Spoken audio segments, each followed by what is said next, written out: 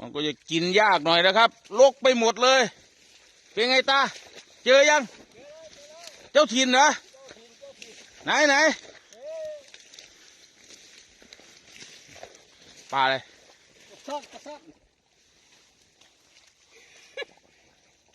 โอ้เอาตาจับเลยตามันจะจับอยู่อย่าให้จับเผยได้ไหมเอาเดี๋ยวผมจับเองอะใจเย็นลูกใจเย็น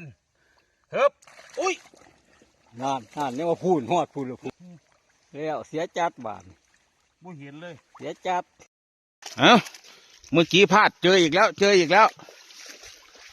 คูณบ่ตาแม่นบ่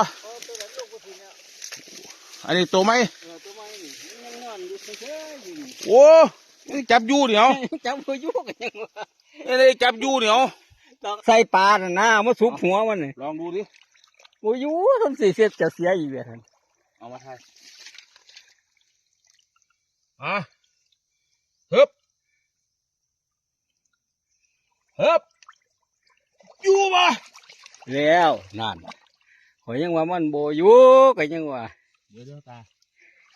ใจเย็นมันต้องมีวีซ่าไหมขนมกำใส่เนียนเร